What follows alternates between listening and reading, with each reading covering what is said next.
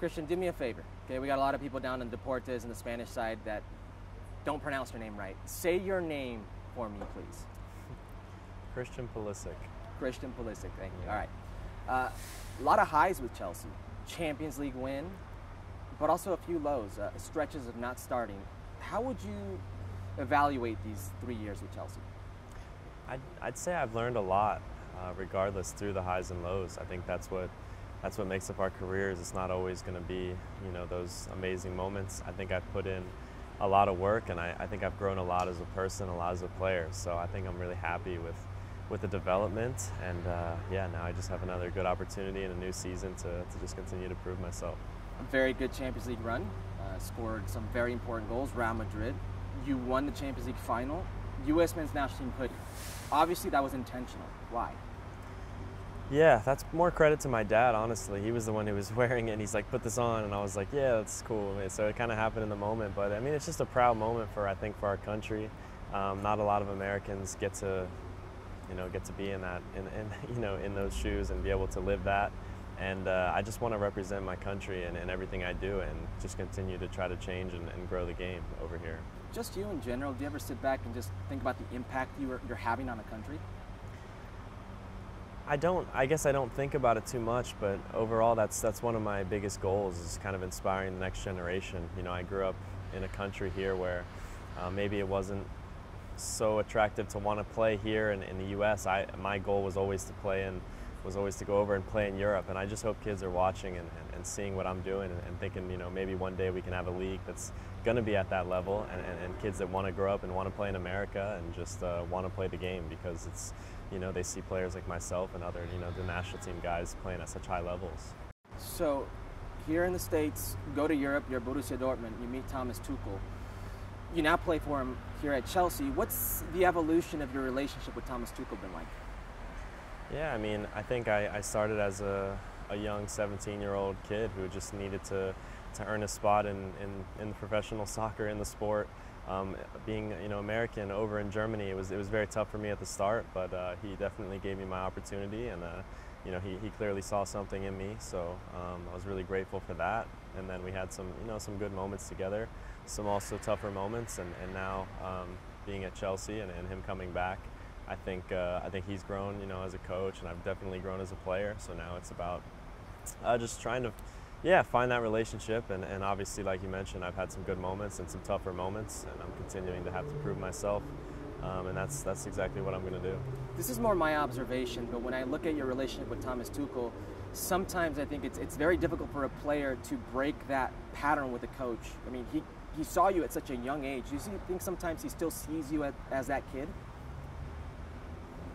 Could be. I guess you'd have to ask him. I think that's not who I am anymore. I mean, right. I think for sure he knows I've grown a lot as a player. There's no doubt. I think I have grown a lot, and that's not how I want him to view me. I want him to view me as the player I am now. So I'm just going to continue just improving, which I feel I have, and just showing him why I deserve to be on the field as much as I can. Who is that player now? I mean, I think it's a player who's improved in just all aspects of his game, physically, for one, just growing up, getting a lot smarter, maybe not using that pace and that speed like I was when I was 17. I felt like I could run forever and sprint by people. Growing up a little bit and having to understand with injuries and things, taking care of my body better, and I think using my brain a lot more in different situations throughout the game, and just becoming more clinical and just being a good teammate, really. Well, you're on a world-class team right now. Let's talk about this world-class team. Lots of chatter. Cristiano Ronaldo, who's coming in, who's going out. Raheem Sterling's in. Talk to me about the quality of transfer he is, and maybe how that impacts you and your vying for more time. I mean, yeah, great quality in Raheem, so we're really excited about it. I mean, the beautiful thing about being at a club like this is the competition every single day. And we all thrive competing with each other, in training, and just getting to play with each other. It's just another great addition to the team. And it doesn't change a whole lot. I'm still going to have to play hard and earn my position, just like I did before. Nothing crazy has changed. This is Chelsea. This is what what you sign up for, and this is the kind of club it is with the caliber of players that we have. Timing is very important. It's a World Cup year. The World Cup is in November. How much does that impact your decision to stay, to go, in what the future will hold for you? I don't know if it's just the World Cup, but it's definitely, you want to be in a position that you're comfortable with, and you want to be, put yourself in a good position to be in your best form when that time does come, because the World Cup is everything. It is for our country, it is for the world, and you want to be in a good position where you're playing, getting regular minutes, and at the top of your game when that time comes. So it does impact decisions. Speaking about impact, talk to me about the new American ownership at Chelsea. What type of impact that's had on you guys already, and you think will have on the team? I think they've come in and done a really good job in the way that they've spoken with the players and staff, and just wanting to use that same, Chelsea mentality, that winning mentality, but also kind of bringing their, American ways, some of their business ways, and how they bring in and kind of incorporate that into this team. And I mean, on the day-to-day and in the way we train and play, it doesn't change a whole lot, but I think they've done a great job so far, and yeah, I think the guys are really enjoying it thus far. Let's stay on Americans in the Premier League. Jesse Marsch to Leeds. He heads over to Leeds, and immediately there's this narrative of Ted Lasso and what the rest of the world views Americans in football, especially in England. Talk to me about maybe what you saw Jesse joining Leeds and that narrative kind of floating around in the press. Yeah, I don't read too much of what goes on in the press, to be fair, over in England, but I'm just really proud to see Americans doing what they're doing over in the Premier League now. A ton of guys going across to Europe, and now, a big-time manager and a big job in Leeds, and I think just having them stay up last season was a good accomplishment, and I was just really happy to see. And now with Brendan, with Tyler, I just think, they put on a good season. I think it's just does wonders for us as a country. Seeing an American coach, American players succeeding in the Premier League would be massive. Let's stay on an American coach, Gregg Berhalter. Talk to me about the evolution of Gregg Berhalter from when he took over to now. I think he's definitely grown a bit. I think he's the type of manager that the players just want to fight for.